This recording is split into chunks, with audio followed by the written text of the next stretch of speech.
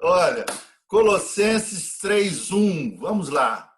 Vamos abrir Colossenses 3:1 para nós começarmos já com o pontapé inicial.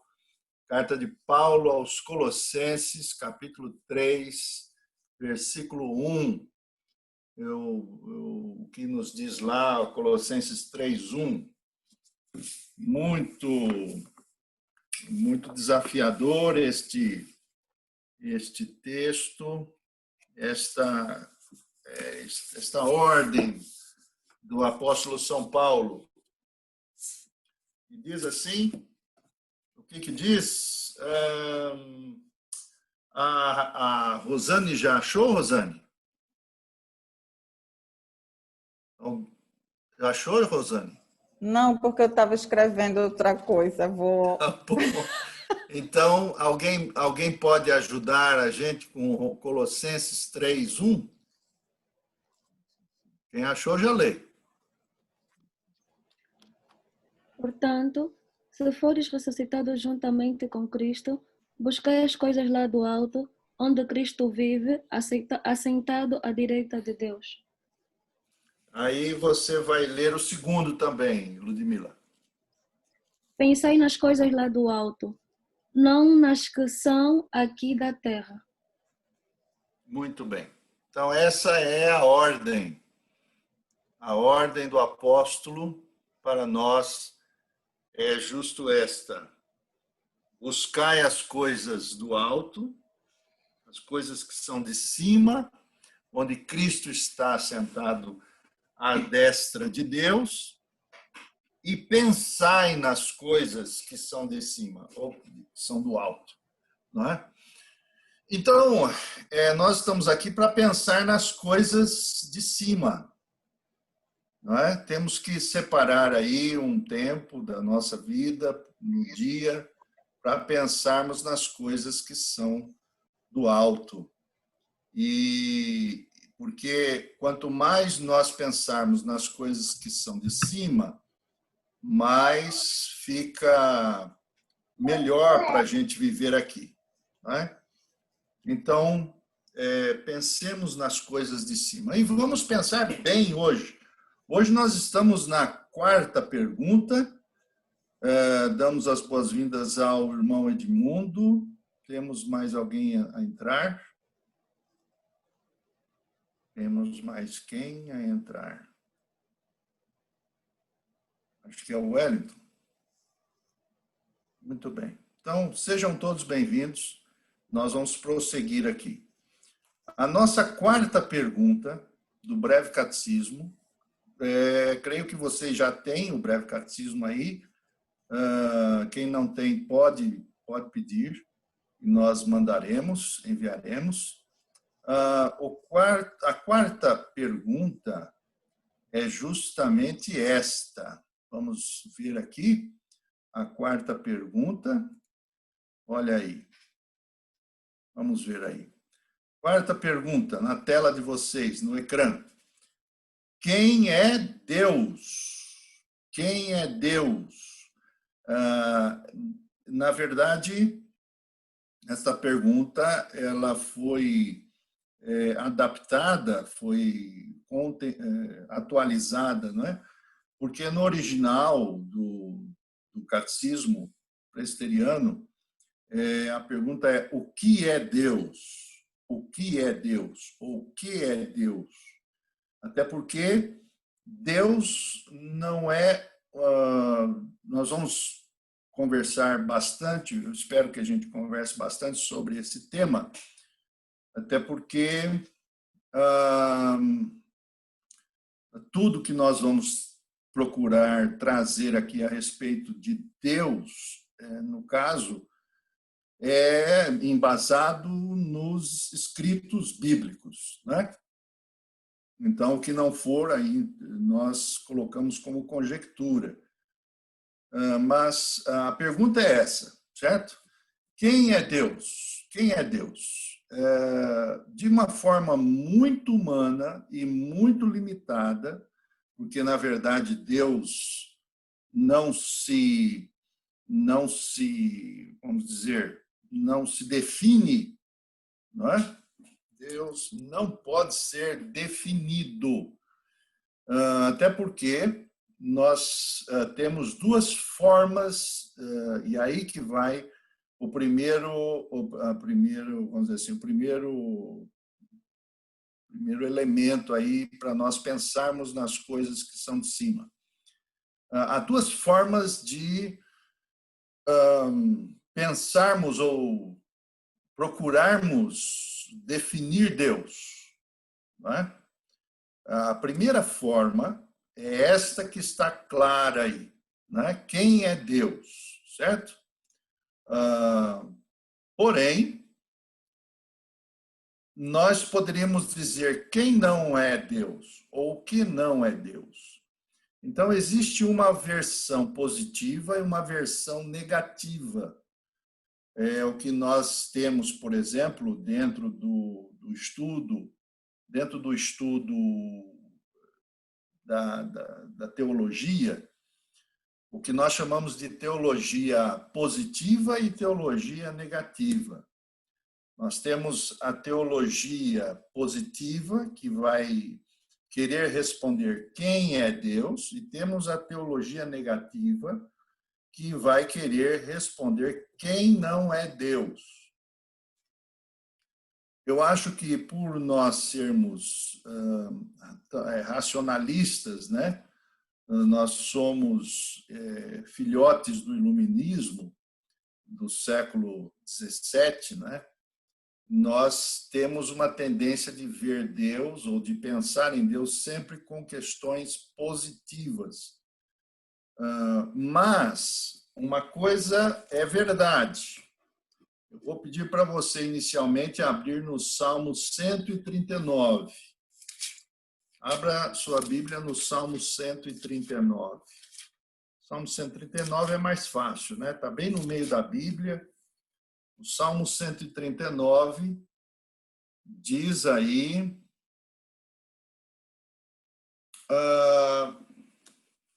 11 e 12, 139, 11 e 12.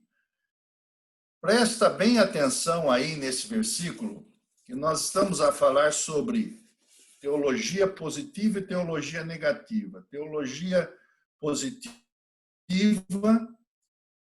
que vai dizer quem é, e a negativa é quem não é.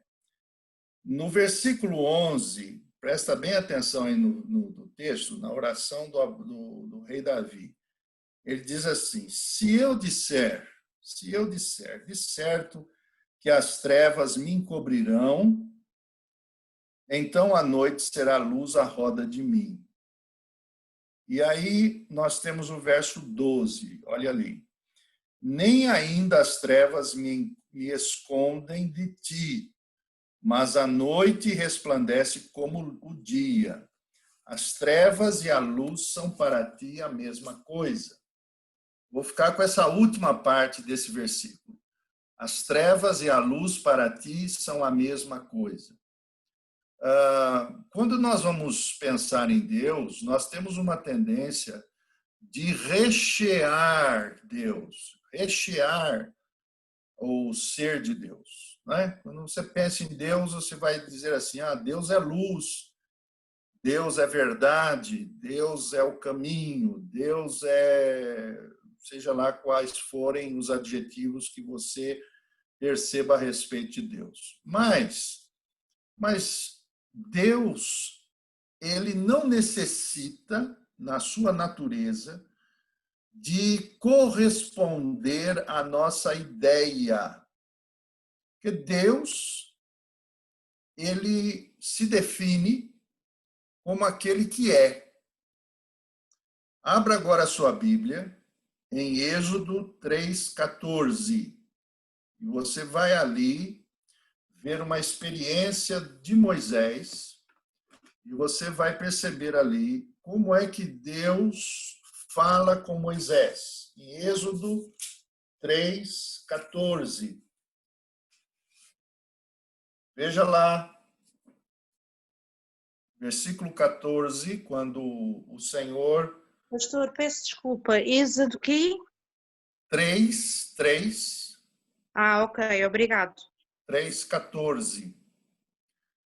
Então, a Ludmila vai ler para nós.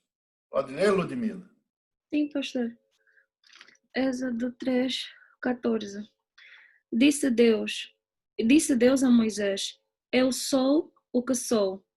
Disse mais: Assim dirás aos filhos de Israel: Eu sou, me enviou a vós outros. Isso. Ora, Deus se autodenomina como eu sou. Eu sou. Quem é Deus? Eu sou. Eu sou. Isso significa que ele não era, ele não será, mas ele é. Em que sentido?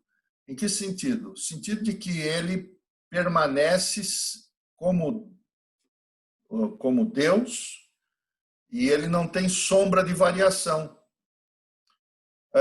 Ao mesmo tempo que Deus, ele, para nós, ele é revelado como luz.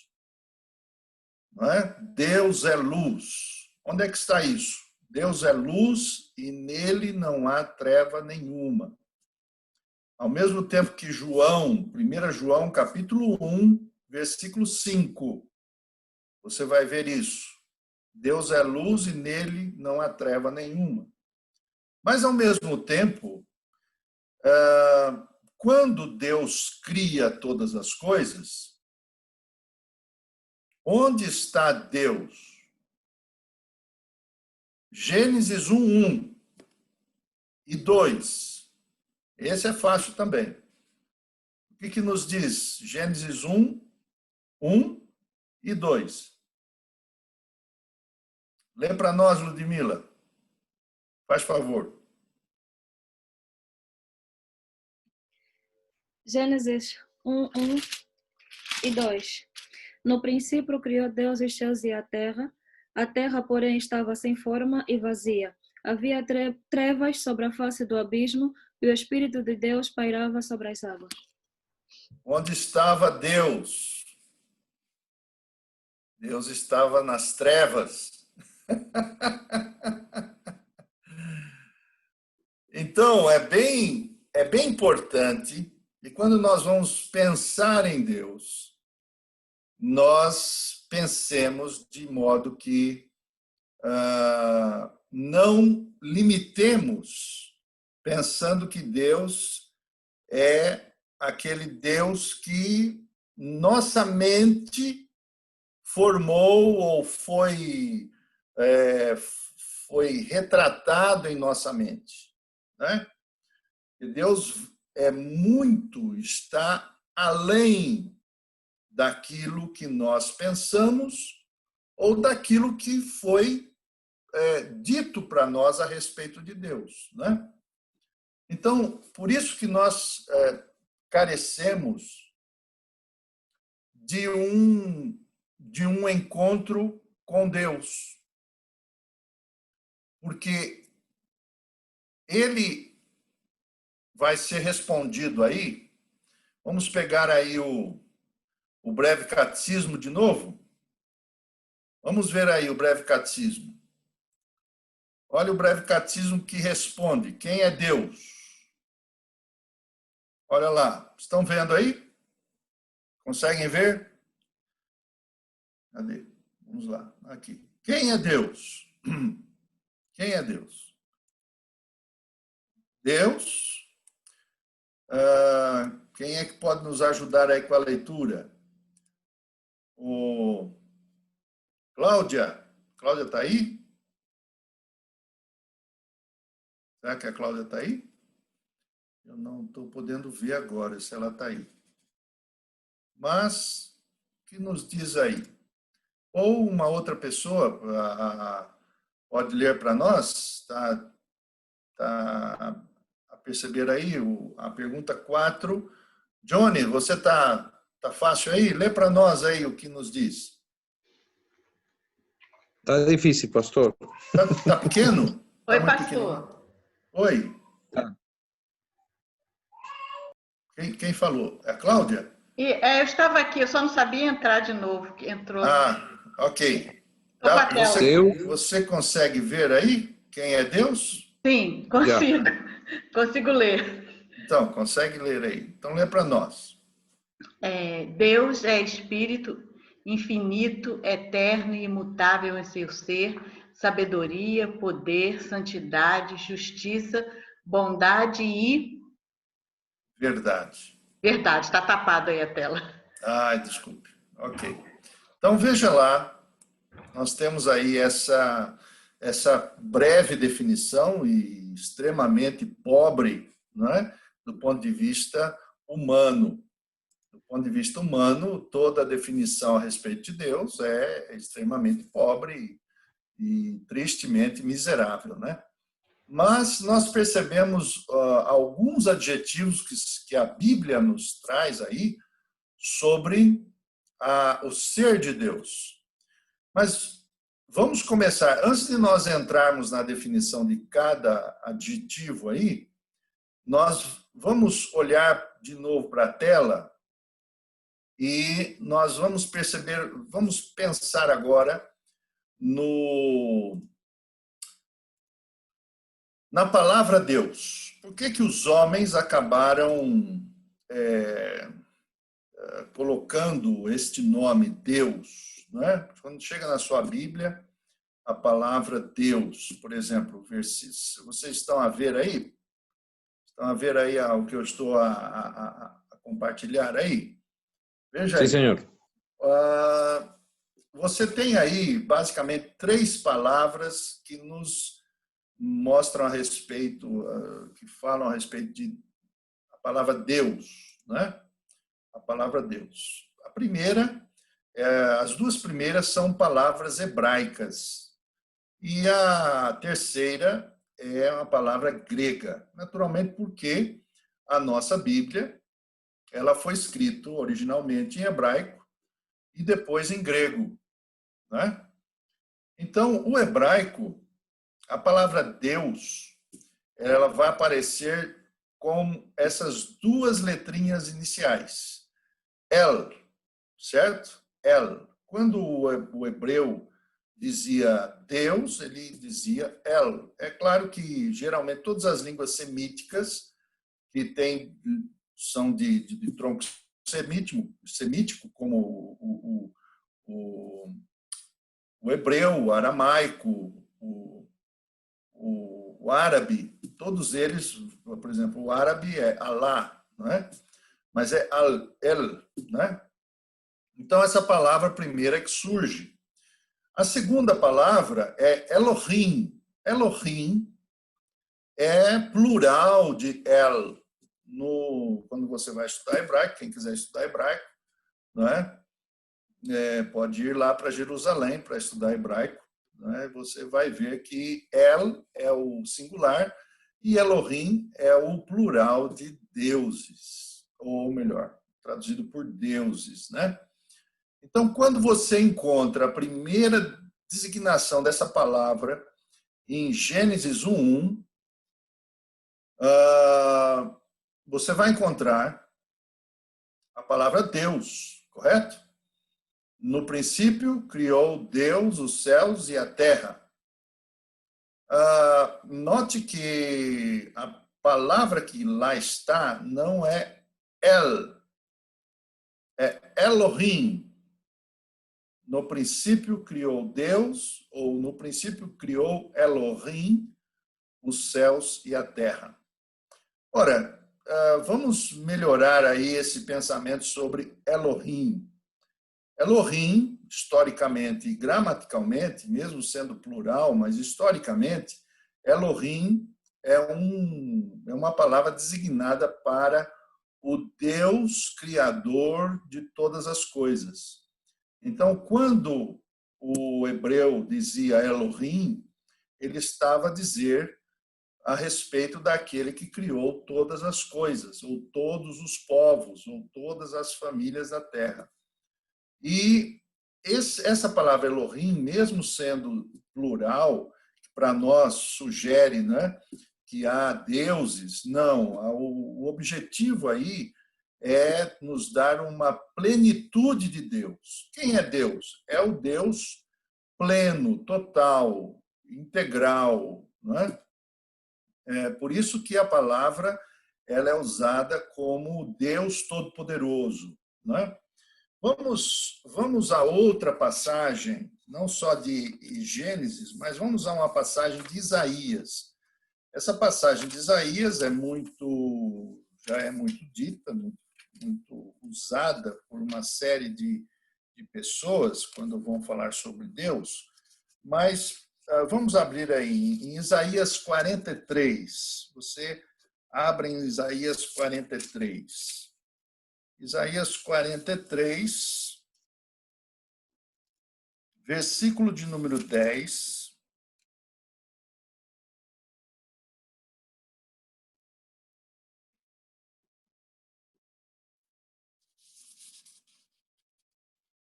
Ou melhor, perdoa-me, é o versículo 3.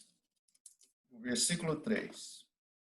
Então, aqui diz, veja lá, eu vou ler para vocês. Isaías 43, 3. Porque eu sou o Senhor, teu Deus. Traduz aí o teu Elohim, o Santo de Israel, o teu Salvador. Então, todas as vezes que aparece a palavra Deus, ela aparecerá sempre como Elohim, certo? Ora, então, nessa primeira designação, você percebe que Deus é o Todo-Poderoso, certo? Quem é Deus para o hebreu? É o Deus que criou todas as coisas. No princípio, criou Elohim todas as coisas, quer dizer, as coisas do céu e as coisas da terra. Percebe? Então, Deus é aquele que criou todas as coisas. Deus é o Deus criador, certo?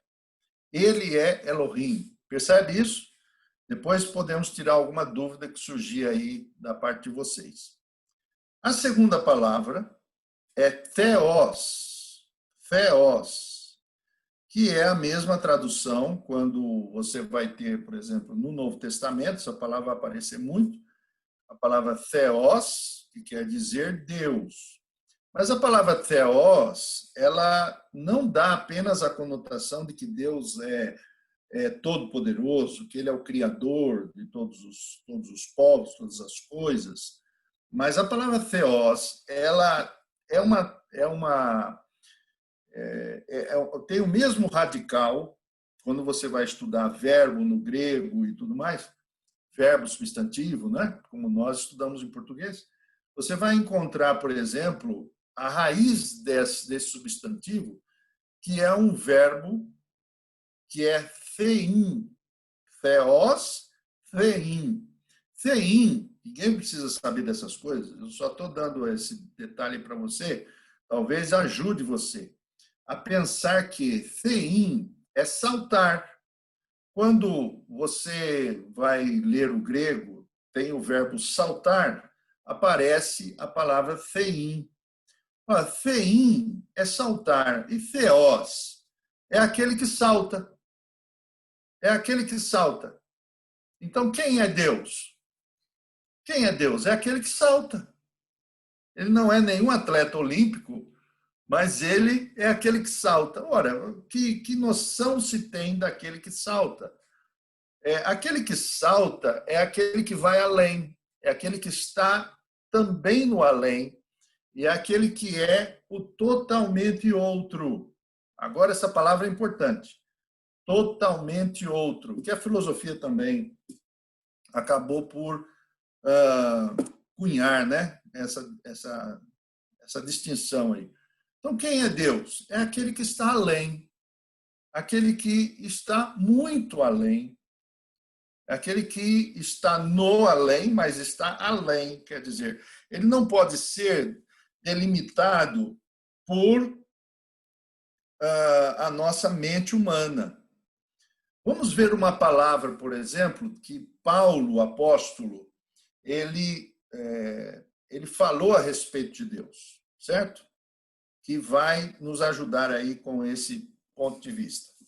Vamos abrir a nossa Bíblia em Atos dos Apóstolos. Agora, Atos dos Apóstolos, naturalmente, fica no Novo Testamento, depois do Evangelho de João. O que nos diz aí Atos dos Apóstolos, capítulo 17. Veja só como é que o apóstolo Paulo ele vai nos falar a respeito de Deus.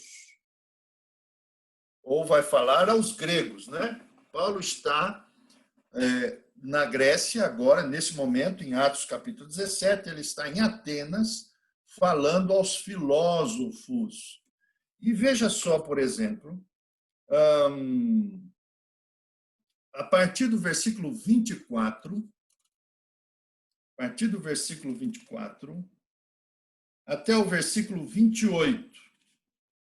Veja só como o apóstolo Paulo ele consegue revelar um bocadinho a respeito de Deus, certo?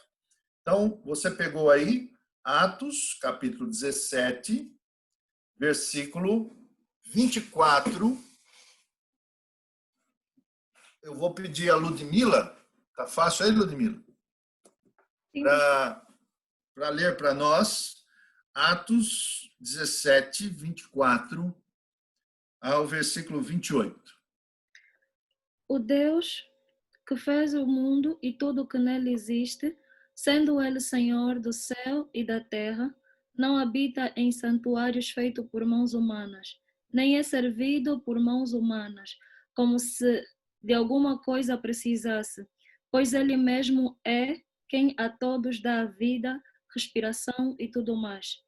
De um só fez toda a raça humana, para habitar sobre toda a face da terra, havendo fixado os tempos previamente estabelecidos e os limites da sua habitação, para buscarem a Deus, se porventura tateando o possam achar, bem que não está longe de cada um de nós, pois nele vivemos e nós somos movidos e existimos, como alguns dos vossos poetas têm dito, porque dele também somos geração. Perceberam aí? Perceberam que como é que o apóstolo Paulo ele consegue fazer uma comunicação quase que exata, não é? Exata do ponto de vista humano, para revelar aos gregos quem é Deus. Perceba que ele diz que ele é o Deus que fez o mundo, tudo que nele há, e ele não habita em templos feitos por mãos de homens, nem tampouco é servido por homens, como se necessitasse de alguma coisa. Percebe uma coisa que, do ponto de vista prático, Deus não precisa de absolutamente ninguém. Ele não precisa de você, nem precisa de mim. Deus é Deus. Eu sou o que sou.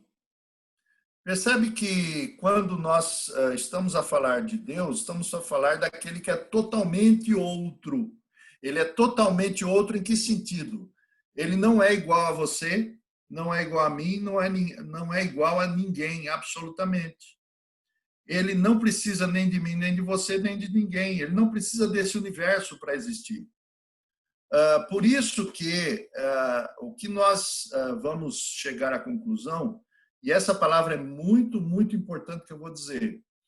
Marca aí. Deus é autônomo.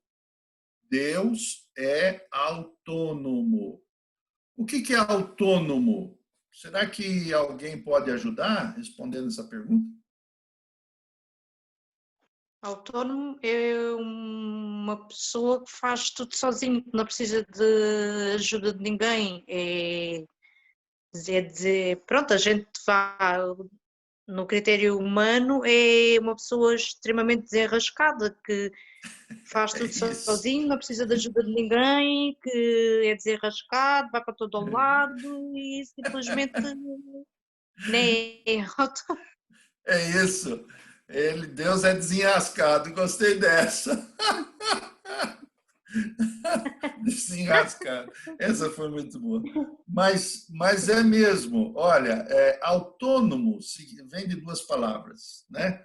Nomos, que é lei, e auto, que quer dizer a si mesmo. A si mesmo, isso significa que Deus não é regido pelas nossas leis, ele tem uma lei própria, ele tem uma vida própria. Então, significa que Deus não precisa de ninguém, não está, né, nesse mundo para nos satisfazer, né? E por isso que agora nós vamos entrar na definição do breve catecismo.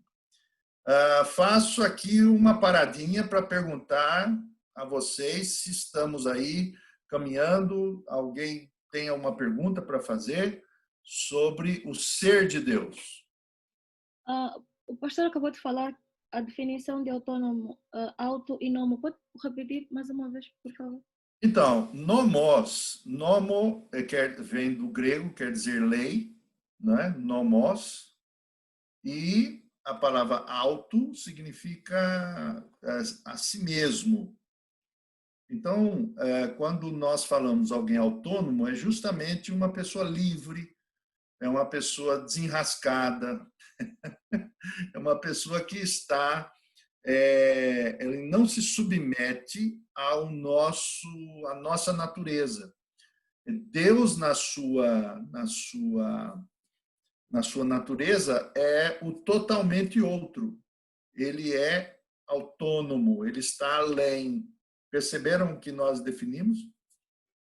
Então, é mais ou menos isso. É claro que é mais ou menos, porque nós não podemos fechar questões a respeito daquele que não tem a nossa natureza. É tanto que é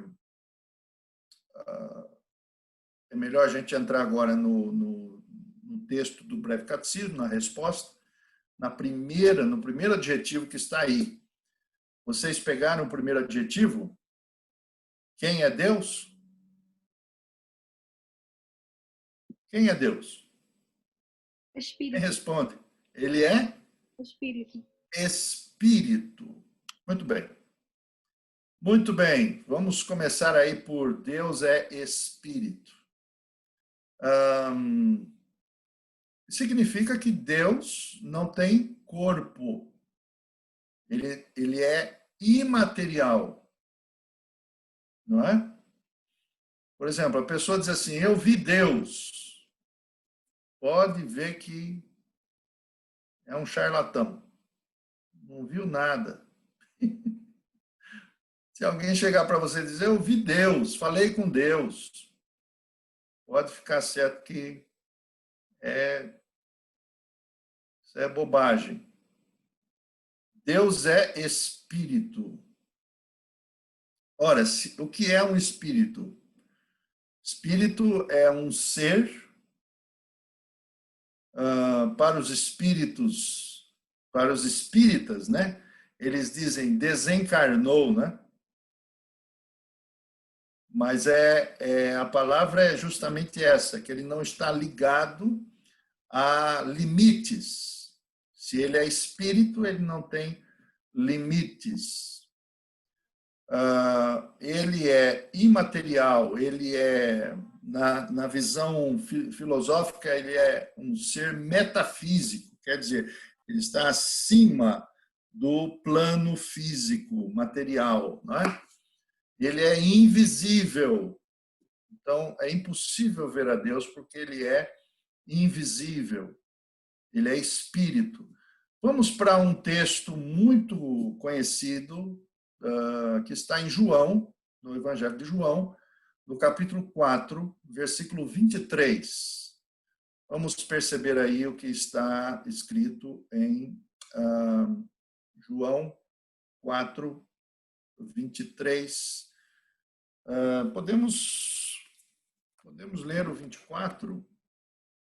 João 4, 24. Damos as boas-vindas a Skywalker. Quem é Skywalker? Guerra nas Estrelas? Quem é essa pessoa? A Raquel já sabe quem é?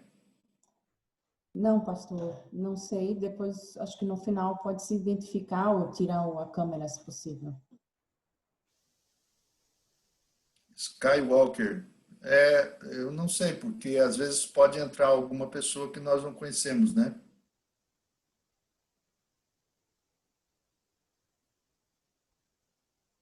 Skywalker pode falar aí?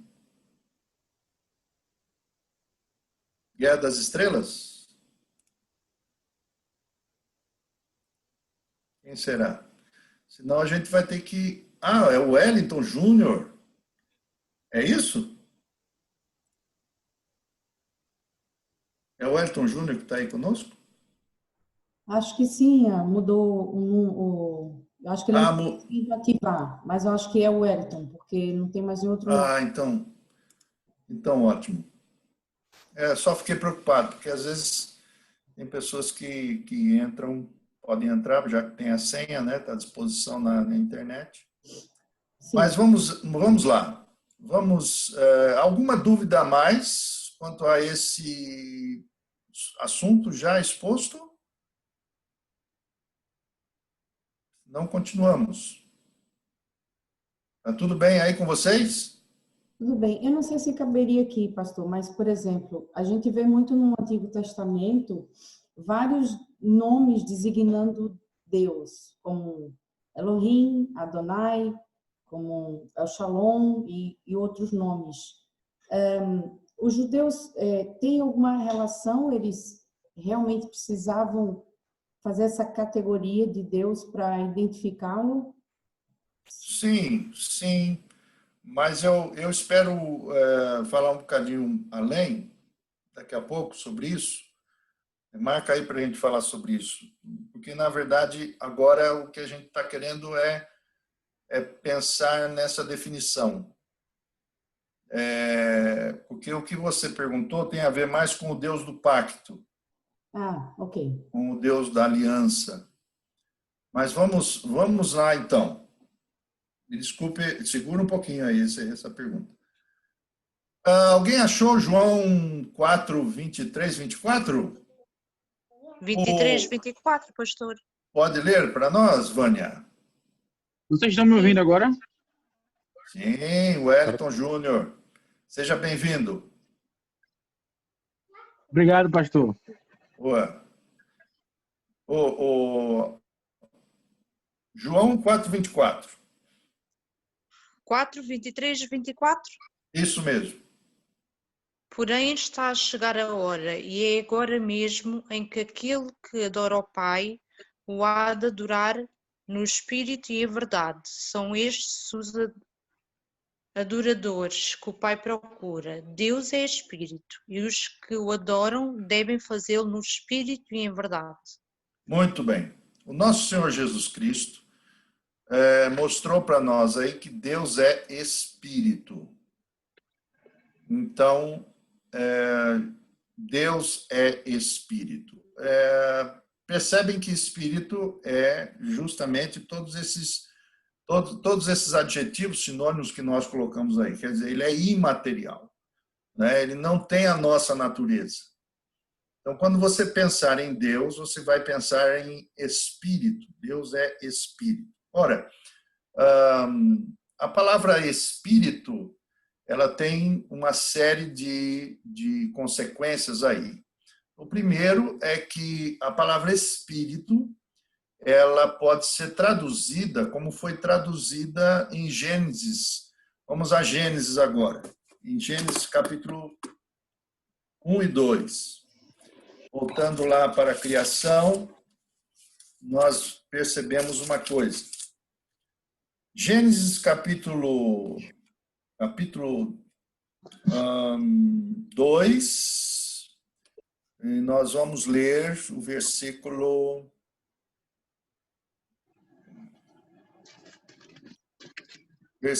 de número, capítulo 2,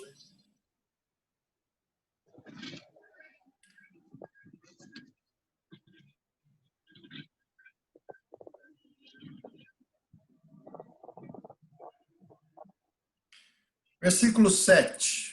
Desculpem aí que a idade já está avançada. Às vezes a mente já não trabalha muito bem. Deve ser o frio. Ok. Gênesis 2:7. Ludmila, achou? Sim, pastor. Lê para nós. Gênesis 2:7. Então formou o Senhor Deus ao homem do pó da terra, ele soprou nas narinas o fôlego da vida, e o homem passou a ser alma vivente. Muito bem. A palavra espírito aí se repete duas vezes, é usada duas vezes. O versículo número 7 diz assim: formou o Senhor Deus o homem do pó da terra e soprou. A palavra soprar é como se a palavra vem de vento, ou vem de a mesma palavra para espírito, ou para sopro. Então você tem aí a palavra soprou. E então diz aí, soprou em seus narizes o espírito da vida. A mesma palavra que está aí relacionada é fôlego, que tem a ver com vento, com sopro, com espírito. Então, quando Deus fez o homem, ele soprou sobre o homem o espírito da vida. Quer dizer, Deus é espírito. Ao mesmo tempo que Deus não é, por exemplo, todas as coisas. Uma tendência muito forte nos nossos dias é a tendência do espiritualismo. E o espiritualismo, uma das linhas do espiritualismo é o panteísmo. Então, eu não sei se você já ouviu falar, mas, por exemplo, o panteísmo diz que Deus ele não só está, mas ele é a árvore, ele é a flor, ele é o vento que passa, não é? Ele é a luz que brilha, Deus é o sol, Deus é a lua, Deus é você, Deus é... Então, ele é aquele animal, não é? Aquele animal, Deus é o animal, Deus é a grama, Deus está em tudo, Deus é tudo. Já ouviram falar sobre isso? Né? É tanto que existe uma linha filosófica esotérica que diz que se Deus é o centro de todas as coisas e ele criou todas as coisas, então todas as coisas estão ligadas a ele. Você é uma centelha de Deus, percebe? Você é uma centelha de Deus. Isso, na verdade, não é fé bíblica, isso não é fé cristã. Isso é panteísmo, isso tem uma série de designações no paganismo. É tanto que isso já vinha há muito tempo, desde séculos e séculos atrás, a falar sobre quem é este Deus, né? E você pode ser um Deus. Você tem condições de ser um Deus porque você é uma centelha do Deus, né? É o que muitos falam e pregam o monismo. A palavra monismo é uma linha filosófica que fala justamente de onde tudo advém de Deus, né? Quer dizer, não é essa a nossa visão de Deus. É verdade que Deus, sendo Espírito, ele mantém todas as coisas. Isso não quer dizer que ele é todas as coisas, certo? E você não tem nenhum momento na Bíblia um versículo bíblico falando que Deus é. Por exemplo, a natureza, Deus é a criação. Né? Vem os astrólogos, o horóscopo lá e tal, o astrólogo e vai dizer assim, porque vamos olhar agora para o planeta Saturno e Júpiter, que eles estão ali se alinhando, e eles vão dizer para nós alguma coisa especial, porque Deus está ali.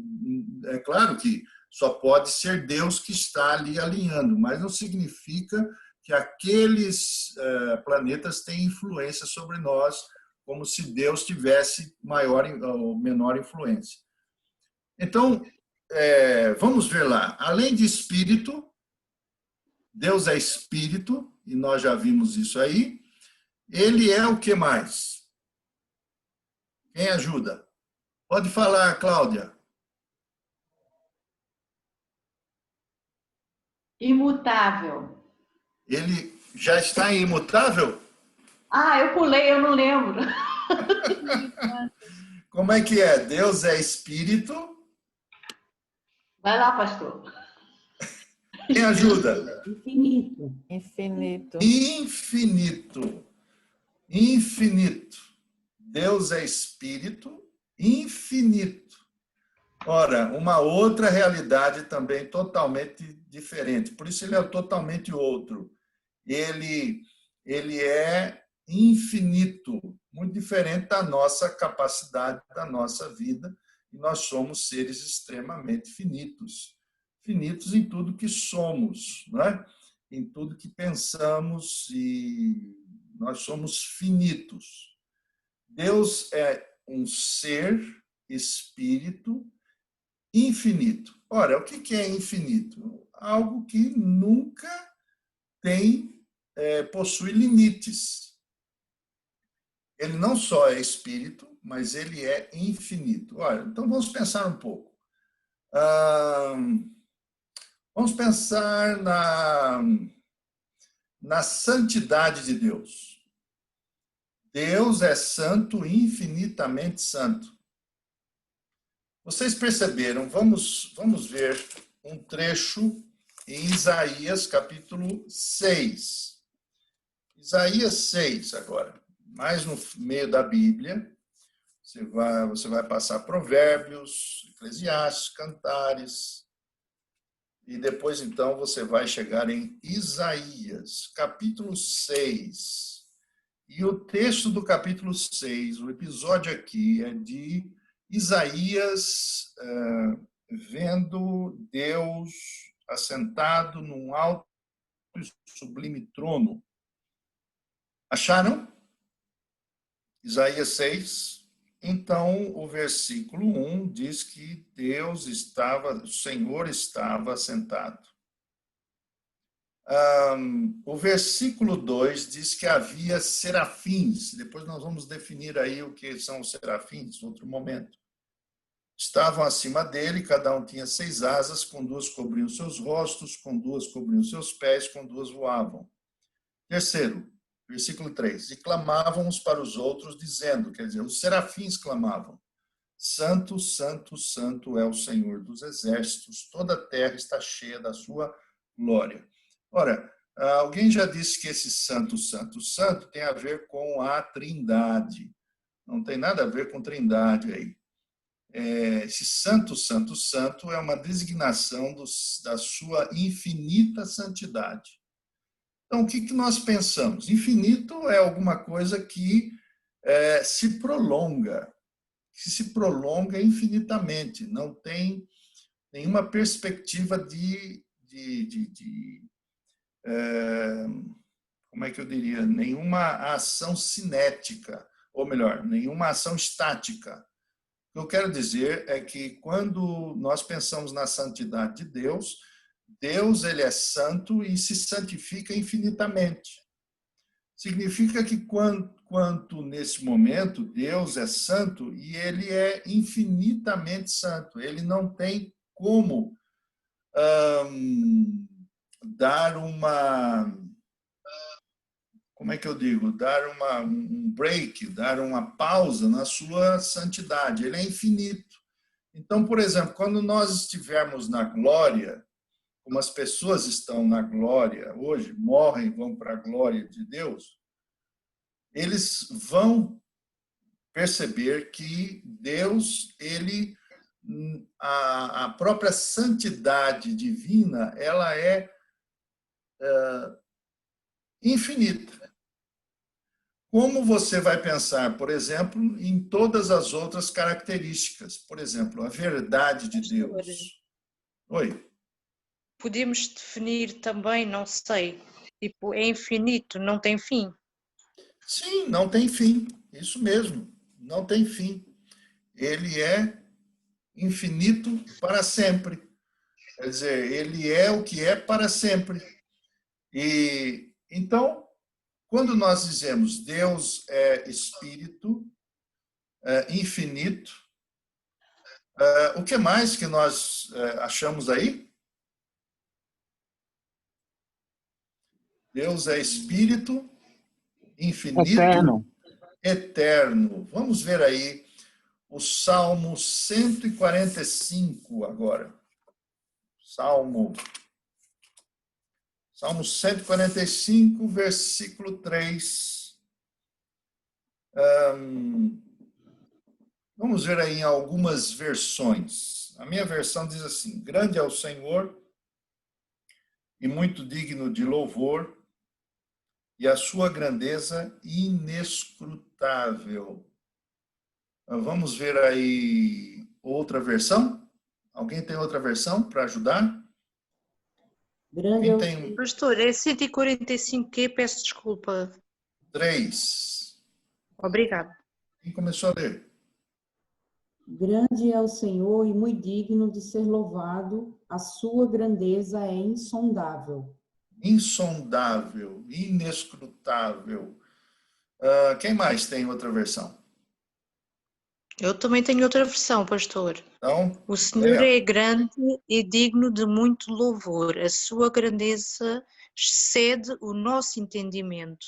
Isso, olha aí, excede o nosso entendimento. Então, nós temos 3 aí. Sua grandeza é inescrutável, sua grandeza é insondável e sua grandeza é impossível de nós mensurarmos, né? Isso significa também que Deus é eterno. Eterno. Vamos pensar em eternidade agora? Hein, Luiz? Vamos pensar em eternidade? Vamos ver aí. Vamos pensar na eternidade. Vamos tentar compreender. Nós, acho que não vai dar para a gente chegar no final dessa resposta, né? Já são 9h10. Então, vamos ver aí. Vamos pensar no nosso tempo, o nosso tempo cronológico e o tempo divino. Não é? Deus é um ser eterno. Vamos ver outro texto que vai nos ajudar também. O texto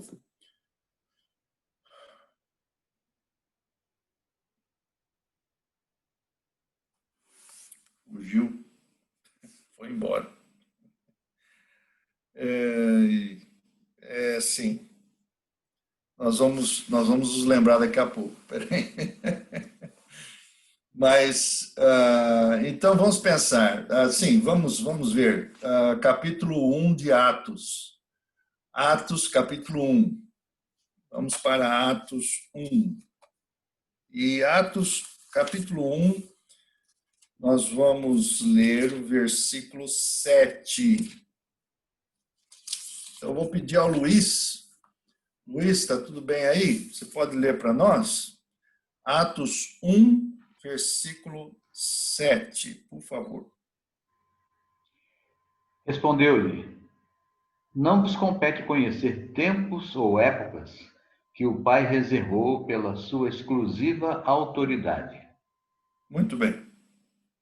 Na minha versão, são palavras de Nosso Senhor Jesus. Ele diz aos discípulos: não vos pertence saber os tempos ou as estações que o Pai estabeleceu pelo seu próprio poder. Ora, vamos pegar essas duas palavras que estão aí, tempos e estações, ou, na outra versão, tempos ou épocas. Nós estamos a dizer que existe o nosso tempo cronológico, e quando a Bíblia vai nos falar sobre tempo cronológico, ela vai usar uma palavra chamada cronos, vem de cronômetro, não é? Quando você tem aí cronômetro, você tem cronos, que é o tempo humano, que é o quê? O que é o tempo humano? O tempo humano é um tempo progressivo, é um tempo que é não só progressivo, mas ele é linear, ele é contado, ele tem estações, ele possui ele é envolvido pelo tempo de Deus, mas eu queria dizer que, por exemplo, existe uma diferença entre imortal e eterno. O imortal ainda está sob as condições cronometradas, certo? Quando Deus usa a palavra do tempo dele, ele usa a palavra kairos. Eu não sei se você já viu muito conjunto musical aí com a palavra kairos, né? O conjunto musical evangélico kairos. Eu não sei se eles sabem o que é kairos, né? Mas kairos tem a ver com o tempo de Deus, né? O tempo divino. Então, você tem o cronômetro e você tem o cronos e você tem o kairos. Quando Jesus está dizendo aqui, ele está usando duas palavras, que é cronos e kairos. Não vos pertence saber o cronos e nem o kairos. Percebe aí? Então, existem dois tempos. O tempo visível, certo? E o tempo invisível. O tempo eterno, que envolve, que contém o nosso tempo. Por isso que Deus é chamado de aquele que era, que é e que há de vir. Mas, ao mesmo tempo, Deus se autodenomina como eu sou. Ele é sempre e está sempre. Então, é muito difícil para nós mensurarmos o que é o tempo de Deus, embora nós percebamos que esse era o propósito quando Deus criou o homem. Quando Deus criou Adão, ele não só queria que Adão fosse imortal, mas queria que Adão fosse eterno. Amém? Amém. Amém. Qual a diferença, então? Vamos pensar. Adão, quando foi criado, ser humano, ele foi criado um ser imortal, certo? Mas ele poderia chegar a ser eterno. Coisa que não aconteceu. Qual é o propósito de Deus para nós? João 3,16. Propósito de Deus, João 3,16. Porque Deus amou o mundo de tal maneira que deu seu Filho unigênito para que todo aquele que nele crê não pereça, mas tenha a vida eterna. Não que seja imortal, mas que tenha eternidade. Então, ele é um Deus eterno. Nós somos pessoas finitas e temos um fim. Na verdade, não temos um fim. Não temos um fim. Mas eu não quero entrar nesse assunto agora. Certo? Porque você não vai desaparecer de uma hora para outra. Nem o ímpio vai desaparecer de uma hora para outra. Certo? Tá bem, Cláudia? Então você também você é imortal. A sua alma é imortal. Mas você não é como Deus ainda, porque Deus, ele é eterno. OK? Olha, gente, eu acho que eu não vou prosseguir, nós vamos ter que parar aí para continuar na quarta-feira. Eu queria ouvir vocês, alguma dúvida até agora? Só queria terminar aqui com um versículo de Salmo 92. Deixa eu ver aqui, me dá por certo o Salmo 92. Alguém achou o Salmo 92 para ler para nós? Sim. Por favor, lê para nós. Antes que os montes nascessem e se formassem a terra e o mundo, de eternidade a eternidade, tu és Deus. Muito bem, eu queria ter uma filha assim, ó. Olha, de eternidade a eternidade, tu és Deus. Veja, antes que se formassem o mundo, a terra, tu és Deus, não é? Então, nós não podemos pensar em Deus como se fosse a nossa natureza. Mas eu quero ouvir vocês agora. Por favor, vamos ouvi-los? 10 minutinhos aí para a gente fechar o nosso tempo? Pastor, eu gostava de, a continuação dessa aula, que o senhor falasse depois com mais detalhes sobre esse termo, teologia positiva e teologia negativa, que passou muito rápido, falou-se muito rápido, mas não para falar agora, mas para a próxima, para definir, porque para mim ficou um bocadinho confuso. Certo? Na verdade, eu só quis pincelar, porque em 10 minutos não dá para a gente falar sobre essas coisas, né?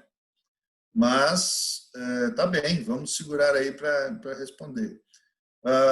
Por favor, abram as bocas e as encherei. Deus é que fala isso.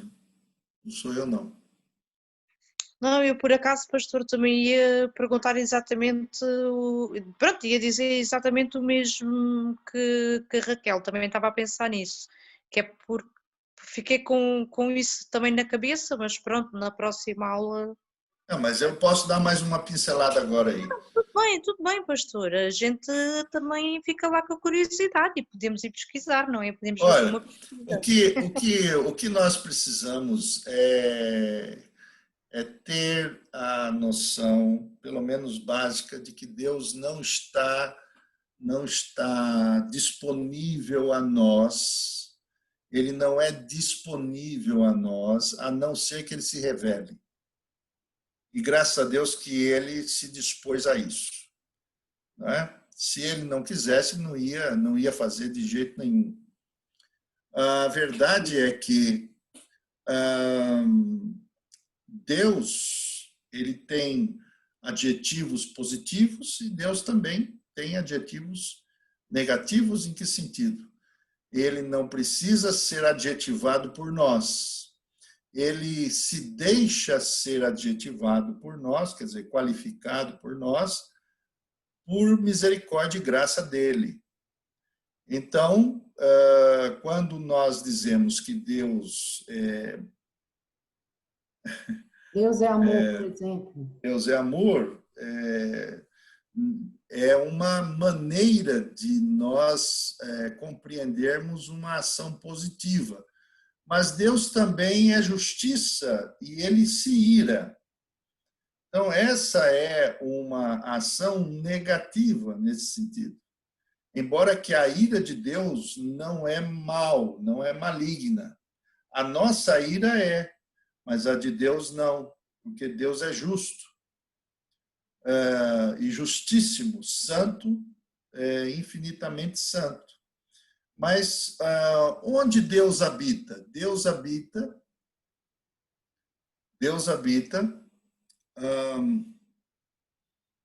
onde há luz e onde não há luz. Vamos verificar um texto. Eu não queria usá-lo agora, mas eu estou vendo até necessidade disso. Vamos ver aí Isaías. Por favor, abra o texto de Isaías.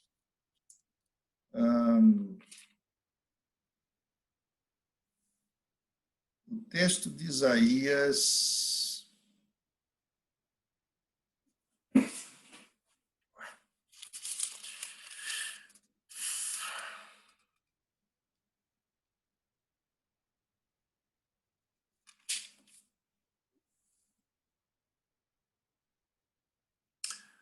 Quarenta e cinco,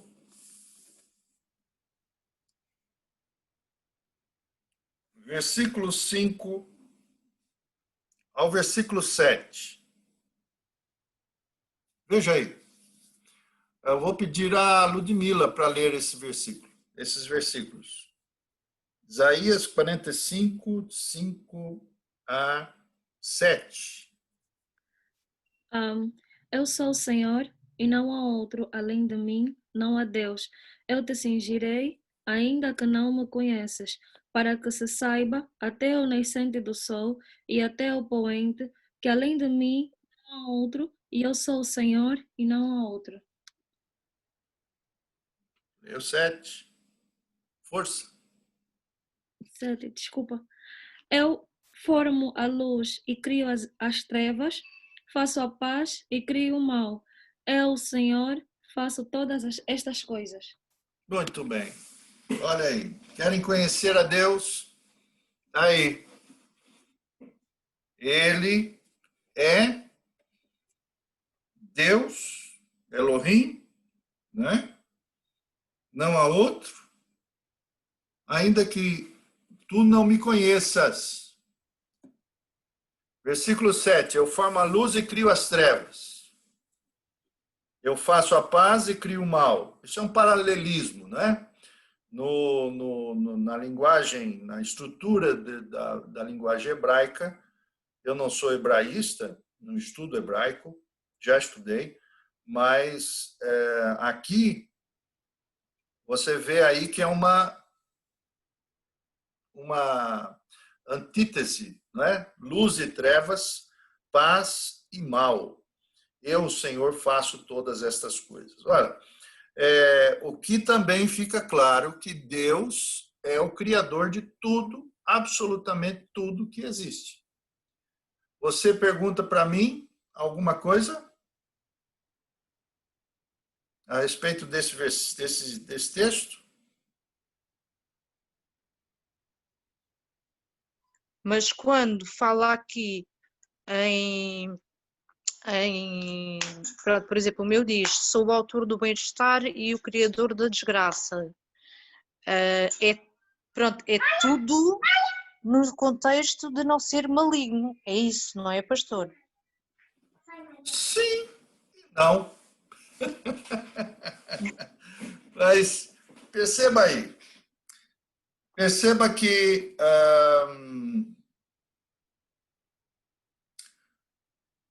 vamos voltar para o Éden. Vamos voltar para o Éden.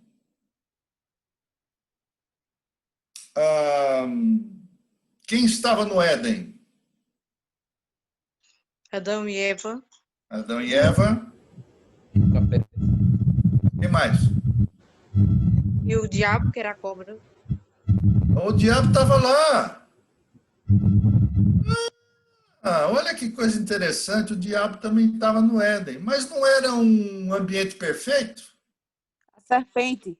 A serpente, o diabo, a antiga serpente, o dragão, Satanás ou Lúcifer, ou como você quiser. Então, mas o Éden não era um ambiente pleno, mas os anjos estavam Os anjos malignos também estavam lá? Como pode isso? Ora, perceba uma coisa, há uma diferença entre mal e pecado. O mal, ele existe porque Deus o criou. Por que Deus cria o mal? Para exercer a sua justiça sobre todo o mal. O pecado é a ação do mal. Então, é claro que Deus não é autor do pecado, mas vai acontecer o quê? Vamos ver o que vai acontecer com essa gente toda que está envolvida com o mal. Vamos abrir em Apocalipse. Apocalipse 20. Cadê a Bíblia? Apocalipse 20, versículo 10.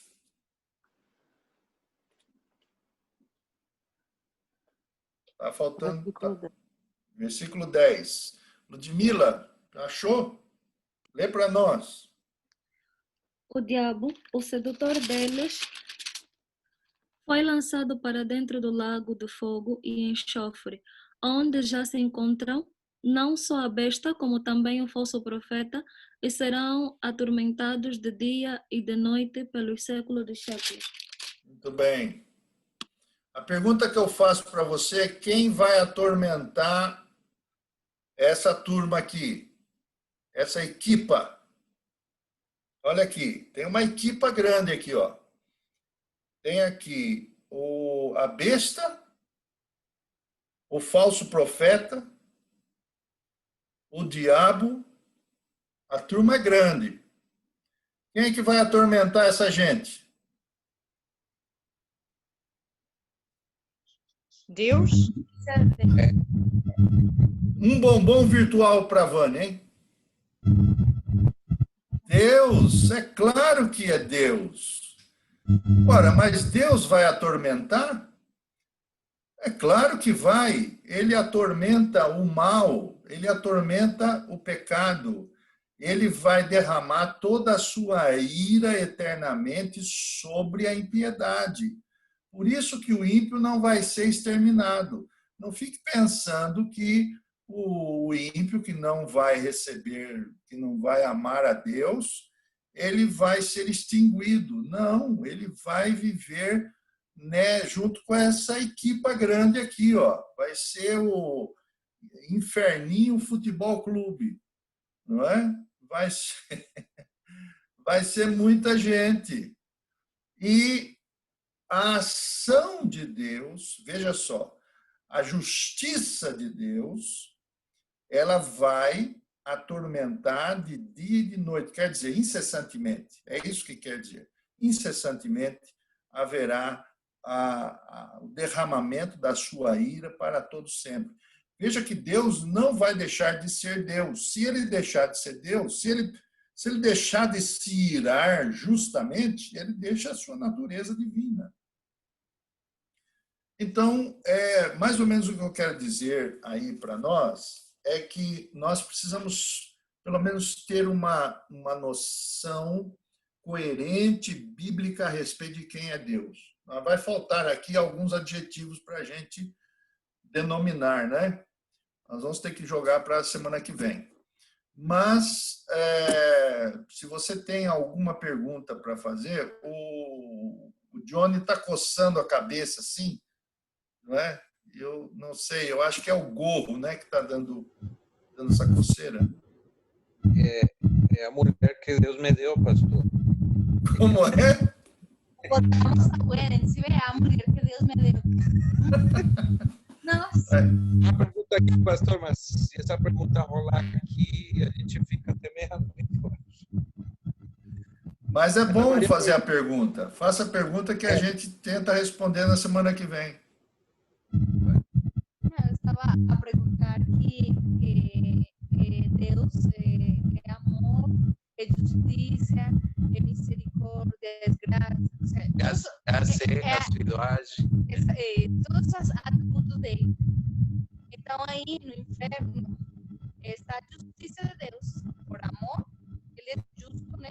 Todo junto aí. Então eu falei para o Johnny, e a misericórdia, e a graça. Também está no inferno. Não.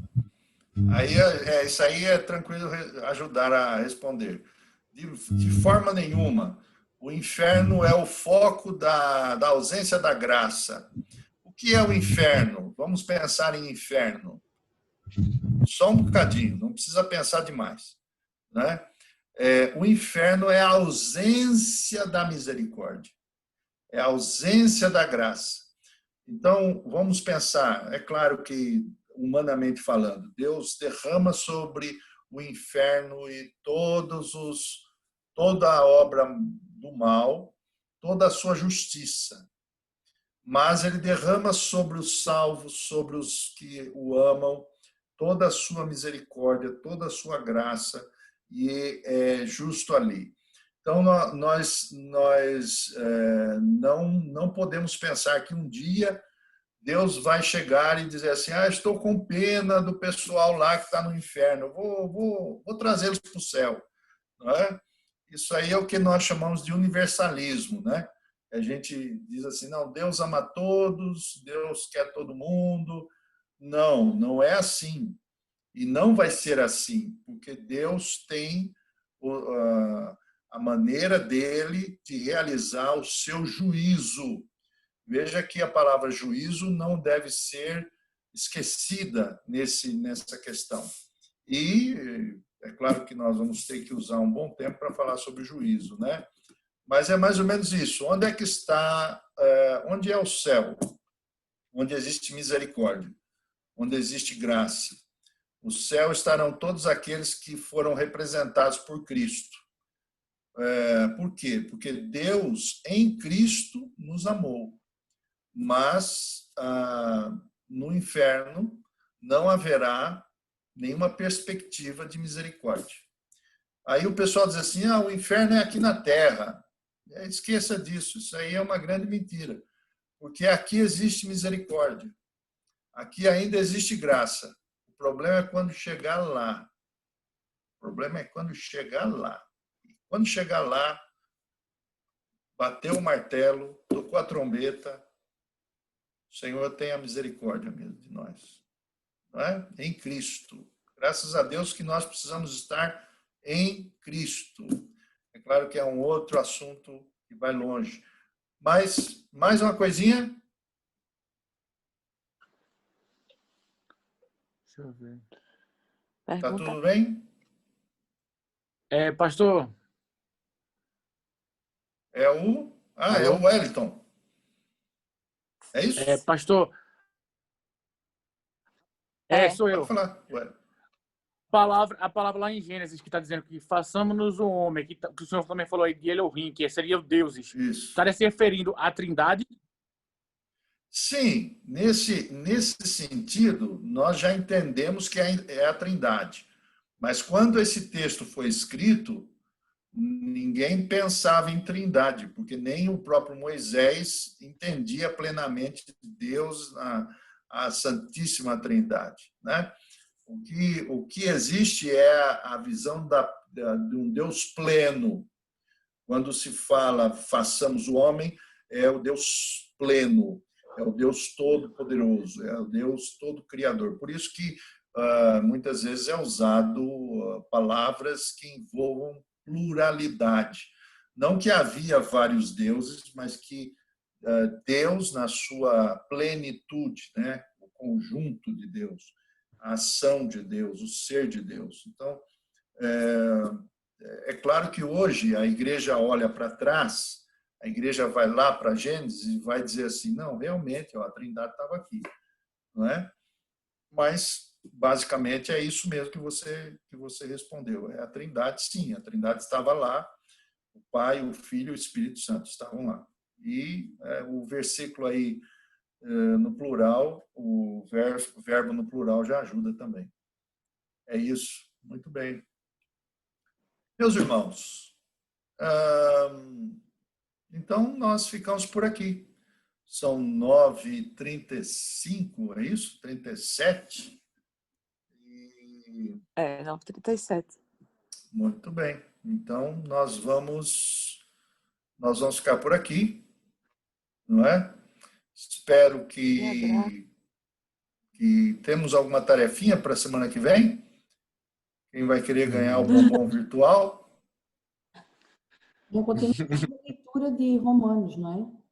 A leitura de Romanos já passou. A única que ganhou o bombom virtual foi a Rosane. Ah, tá. Mas vamos perceber aí. Eu gostava de deixar um texto para vocês meditarem. Esse texto está em Apocalipse, capítulo 4. E eu gostava de que vocês pudessem... Nós vamos tentar tirar 10 minutos, logo no início, na semana que vem, para a gente perceber alguns elementos que formam a visão celestial de João. Então, eu quero que você marque aí os elementos da visão celestial de João. E você vai pegar o capítulo 4 de Apocalipse e vai relacionar com o Isaías 6. Isaías 6. Então, Apocalipse 4 com Isaías 6. E você vai me dar aí alguns elementos da visão celestial, tanto de João quanto de Isaías. Perceberam aí? Tá joia? Tá bacana? Ok. Tá tudo certo aí, Johnny? Isaías 4. Isso. Isaías 6 e Apocalipse 4. Ok. Ok. Tá bem. Boas-vindas Tá bem. aí ao pastor Edmundo, que ficou caladinho, não é? Damos as boas-vindas também. Tá tudo bem, então, né, irmãos? Espero que tenha, de alguma maneira, ajudado. Se houver alguma complicação durante a semana, fique à vontade, manda um WhatsApp para mim, para a gente poder corresponder aí a alguma coisa, tá bom? Não deixe de ler a Bíblia, mantenha a leitura constante. Olha, se você ler a Bíblia por dia, 85 versículos por dia, em um ano você lê a Bíblia. Então, Olha aí. em um ano, se você quiser ler a Bíblia inteira, 85 versículos por dia. Faça Muita coisa. aceita esse desafio. Mais ou E você vai ver. capítulos. Em um dia... Oi? Quem Mais falou? ou menos 3 capítulos por dia, porque eu já comecei. Olha só! Olha o próximo bombom virtual. Vai para... né? Mas depois tem a prova, né? Para saber se leu a Bíblia toda mesmo. Depois vai fazer prova oral. Tá bom. Tá bem, gente. Olha, pensai nas coisas do alto, viu? A gente precisa pensar nas coisas do alto. Amém. Porque é muito fácil a gente se preocupar demasiadamente com as coisas da terra. E precisamos alimentar isso todos os dias na nossa mente, no nosso coração. As lutas são imensas. Eu tenho muitas lutas, eu sei que você também tem muitas lutas, mas agarre-se na verdade de Deus. Leia a palavra, ore todos os dias. Se você não conseguir orar, ore os salmos, tome os salmos nas mãos. Eu tenho uma prática, eu vou comentar aqui, eu acho que já comentei algumas vezes, que eu escrevo minhas orações. Então, vale a pena você, se você quiser fazer essa experiência, é uma bênção. Você escreve suas orações. Assim, as suas palavras não divagam. Geralmente, quando você vai orar, a tendência é devagar. Então, quando você retirar por dia 10 minutos, 15 minutos, não sei quanto tempo, entra no teu quarto, fecha a tua porta e bote lá a sua Bíblia do lado, um caderninho e um lápis e escreva as suas orações. Você vai ver que o Senhor vai ficar mais perto de você ainda.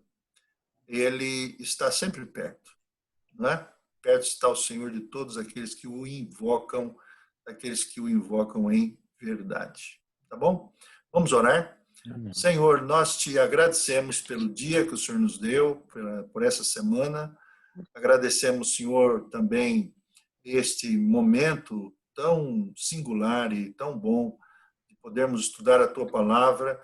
Pedimos, ó Pai, que o Senhor ilumine os nossos corações, a nossa mente. O Senhor também abençoa, Pai, a cada um dos nossos irmãos que estão aqui, nossos amigos, que o Senhor esteja com eles, Senhor, todas as nossas irmãs, as famílias, as pessoas, ó Pai, que o Senhor tenha misericórdia deles, Senhor, e abre os seus entendimentos, sobretudo para que no coração o Senhor se revele pessoalmente a eles. A cada dia, aumenta-lhes a fé, renova as forças, dá-lhes, Senhor, pensamentos bons e que possam ser pensamentos que venham a glorificar o teu nome e gerar paz aos seus corações. Nós te agradecemos por tudo e te louvamos por todas as bênçãos que o Senhor tem nos dado. Em Cristo Jesus que nós oramos. Amém. Amém. Amém. Amém.